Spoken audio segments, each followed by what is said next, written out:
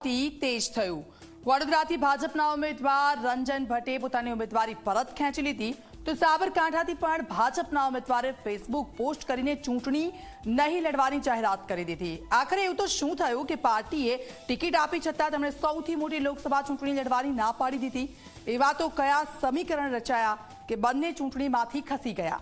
જુઓ આ અહેવાલ।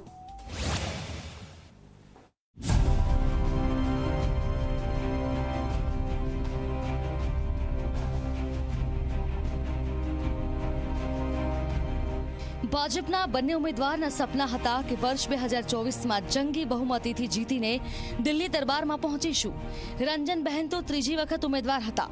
તેમના સપના તો કદાચ કેન્દ્રમાં મંત્રી બનવા પણ હશે, પરંતુ સાબરકાંઠાથી પહેલી વખત લોકસભાના રણ મેદાનમાં ઉતરેલા ભીખાજીએ પણ ઉમેદવારી પરત ખેંચી લીધી છે। બંનેના જે મોટા સપના હતા એ જાણે ચકનાચૂર થઈ ગયા। જ્યારે ટિકિટની જાહેરાત થઈ ત્યારે આ બંનેનો ઉત્સાહ સમાતો નહોતો, પરંતુ હવે જ્યારે ચૂંટણી લડવાનો તેમણે સામેથી જ ઇનકાર કર્યો છે ત્યારે તેમના મોં પર માયુસી ઉડીને આંખે વળગી રહી છે। ગુજરાતની રાજનીતિના આ મોટા સમાચાર સામે આવતા જ જાણે ખળભળાટ મચી ગયો હતો। સ્વાભાવિક છે કે ભાજપમાં એક વખત જેનું નામ જાહેર થઈ જાય પછી ઉમેદવાર બદલાતો નથી, પરંતુ એવું તો કયું કારણ હશે કે આ વખતે ઉમેદવાર બદલવાની ફરજ પડી છે? બંને પોતાની જ રીતે ઉમેદવારી પરત ખેંચવાની જાહેરાત કરી છે, પરંતુ સામાન્ય વ્યક્તિ પણ સમજી શકે છે કે ઉમેદવારોએ પરત નથી ખેંચી, તેમને ખેંચાવવામાં આવી છે। જો કે આ નિર્ણય ભાજપનો પોતાનો છે, તેથી તેમાં આપણે વધારે ન પડવું જોઈએ, પરંતુ બે ઉમેદવારોની સોશિયલ મીડિયા પોસ્ટથી ગુજરાતના રાજકારણમાં જાણે કે ભૂકંપ આવી ગયો તેવી સ્થિતિનું નિર્માણ થયું હતું। રંજન ભટ્ટે 23 માર્ચે સવારે 10:23 પોસ્ટ કરીને લોકસભા લડવાની અનિચ્છા દર્શાવી। ત્યાર પછી સવારે 11:13 સાબરકાંઠાના ભીખાજી ઠાકોરે પણ પોસ્ટ કરીને પોતાની અનિચ્છા દર્શાવી। બંને કારણ પોતાના અંગત આપ્યા છે, પણ આ સમાચારથી અનેક સવાલો ઉઠી રહ્યા છે। સૌથી પહેલા તો આ બંને ઉમેદવારોને તમે સાંભળી લો।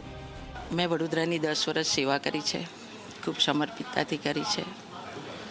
ફરીથી ત્રીજી વખત ભારતીય જનતા પાર્ટીએ મને ફરી આ તક આપી,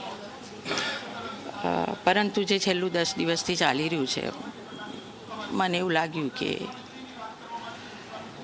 જે રીતે જે લોકો ચલાવી રહ્યા હતા, તો મને એમ થયું કે મારો અંતરનો અવાજ કે નથી કરવું। હાલ પૂરતી પોસ્ટ મૂકી છે, મારા સામાજિક ઘણા બધા કામ કારણસર અત્યારે મેં પોસ્ટ મૂકી છે। આગળ જોઈશું। અને પાર્ટીને જીતાડવા માટે ભાજપનો કાર્યકર્તા, હું પરિવાર ક્ષેત્રમાંથી આવું છું। 4 સંસ્થામાં છું, 4 જિલ્લા લડી ચૂકેલું છું, અત્યારે જિલ્લાનો મહામંત્રી છું।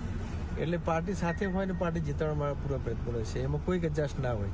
ભાજપનો આ રાષ્ટ્ર માટે કામ કરતી પાર્ટીનો કાર્યકર્તા છું। લોકસભાની ચૂંટણી લડવી એ રાજનીતિમાં રસ દાખવનાર વ્યક્તિનું સપનું હોય છે। પાર્ટીના કાર્યાલય અને પાર્ટીનું કામ કરનારા હજારો કાર્યકરો પગના ચપ્પલ ઘસી નાખે છે, છતાં પણ જીવનભર ટિકિટ નથી મળતી। પરંતુ અહીં તો ટિકિટ મળ્યા પછી ચૂંટણી ન લડવાની જાહેરાત કરવી તે કેટલો કપરો નિર્ણય હશે તે સમજી શકાય છે। રંજન ભટ્ટના ચહેરા પર તે સ્પષ્ટ જોઈ શકાતું હતું। રંજન ભટ્ટ અને તેમના પરિવારજનોના ચહેરા પર ભાવુકતા સ્પષ્ટપણે જોઈ શકાતી હતી, પરંતુ ભાજપમાં એટલું તો માનવું જ પડે કે પાર્ટીને જે પણ નિર્ણય હોય તે કોઈ પણ નેતા કે કાર્યકર માથે ચડાવી લે છે। ક્યારેય તેઓ ખુલીને કોઈ જ વિરોધ નથી કરતા। પાર્ટીનો જે પણ આદેશ હોય તેને વધાવી લે છે। કદાચ તેના જ કારણે ભાજપ આજે વિશ્વની સૌથી મોટી રાજકીય પાર્ટી બની ગઈ છે। મને કોઈ દુઃખ નથી। હું તો એવું તમારા માધ્યમથી કહું કે જે કોઈ એવું કહેતા હોય કે મારા દીકરાનો મોલ છે તો શોધી લાવે। ખોટા આક્ષેપ કરવા અને મારી બદનામી કરવી એના કરતાં બહેતર છે કે બહુ સેવા કરી, હવે પાર્ટીની સેવા ખાલી કરશું। ભાજપના બંને ઉમેદવારોએ પોતાની ઉમેદવારી પરત ખેંચી તો વિપક્ષને જાણે ભાજપ પર વાર કરવાનું મોકળું મેદાન મળી ગયું। વિપક્ષના નેતાઓ એવું બોલતા જોવા મળ્યા કે ભાજપ હાર ભાળી ગઈ છે, તેના કારણે જ ઉમેદવારોને બદલવાની ફરજ પડી રહી છે। જે પોસ્ટરોની આગળ કોંગ્રેસના ઉપર દોષનો ટોપલો ઢોળતા હતા, હકીકતમાં ભાજપાનો આંતરિક અસંતોષ, જૂથવાદ ચરમસીમા ઉપર હતો। અને આ માત્ર વડોદરા એ માત્ર એપીસેન્ટર નહોતું, કારણ કે એક ત્યાંના ધારાસભ્ય રાત્રે 1:30 વાગે અંતરાત્માનો અવાજ યાદ આવે જનતાના નામે, અને બપોરે 12 વાગે બંધ કમરે એમનો અંતરાત્મા પાછો પૂરાઈ જાય। દંડ અને દંડાના જોડે શિસ્તના કોરડાના નામે આ અસંતોષની આગ ઠારવાના પ્રયત્નો થાય છે. સીટ પર કોંગ્રેસનો વિજય નક્કી થઈ ગયો છે અને કોંગ્રેસનો વિજય નક્કી થઈ ગયો છે. હજી અમે તો ફોર્મ નથી ભર્યું, માત્ર ઉમેદવાર તરીકે અમને જાહેર કરવામાં આવ્યા છે. એટલામાં જ હરેક પાર્ટીના ઉમેદવાર પોતાની ઉમેદવારી પાછી ખેંચી લીધી છે. એ જ બતાવે છે કે કોંગ્રેસ અહીંયા કેટલી મજબૂત છે અને કોંગ્રેસ હવે જીતવા જઈ રહી છે. એના કારણે ભારતીય જનતા પાર્ટીના ઉમેદવારો હારના ડરથી ઉમેદવારી ખેંચી રહ્યા છે. રંજનબહેનનું નામ જાહેર થતાં જ ઘણા સમયથી વિવાદ ઉડીને આંખે વળગે તેવો હતો. સૌથી પહેલા તેમાં જ્યોતિ પંડ્યાએ પોતાનો વિરોધ નોંધાવ્યો અને ખુલીને તેમણે બળાપો કાઢ્યો હતો. ત્યાર પછી ભાજપના જ પૂર્વ ધારાસભ્ય મધુ શ્રીવાસ્તવ પણ મેદાનમાં આવ્યા હતા અને તેમણે રંજનબેન ભટ્ટ સામે ચૂંટણી લડવાની જાહેરાત કરી દીધી. તો સાવલીના ધારાસભ્ય કેતન ઇનામદારે પણ રાજીનામું આપી પ્રેશર પોલિટિક્સ કર્યું. જો કે ગાંધીનગરમાં CR પાટીલ સાથે બેઠક પછી તરત જ ઇનામદાર માની ગયા અને રાજીનામું પાછું ખેંચ્યું. ઇનામદારના આ વિરોધમાં પણ એવી ચર્ચાઓ શરૂ થઈ હતી કે રંજન ભટ્ટના નામથી તેઓ નારાજ છે. જો કે તેઓ આ મામલે ખુલીને કંઈ બોલ્યા ન હતા. પરંતુ આ બધાની વચ્ચે સાબરકાંઠાથી ભીખાજી ઉમેદવારી પરત ખેંચી તે ઉડીને આંખે વળગે છે.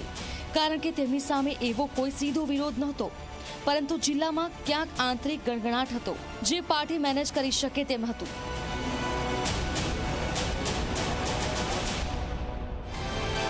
તો આ પહેલા ભાજપની સાથે કોંગ્રેસના પણ ઉમેદવારે પોતાની ઉમેદવારી પરત ખેંચી હતી. અમદાવાદ પૂર્વથી રોહન ગુપ્તાએ ઉમેદવારી પરત ખેંચી તો બહુ કકળાટ થયો હતો, પરંતુ તેમણે કારણ પિતાની બીમારીનું આપ્યું. ત્યાર પછી તેમણે કોંગ્રેસને જ રામ રામ કરી દીધા, જેના કોંગ્રેસના અનેક નેતાઓ રોહન ગુપ્તા પર આંકડા વાર કરતા જોવા મળ્યા. ગુજરાતમાં અત્યાર સુધી ભાજપ અને કોંગ્રેસમાં કુલ 3 ઉમેદવારી પરત ખેંચી છે. હવે આગળ જોવાનું રહેશે કે અન્ય કોઈ ઉમેદવાર પોતાનું નામ પરત ખેંચે છે કે પછી જળવાઈ રહે છે. Bureau report, Zee media.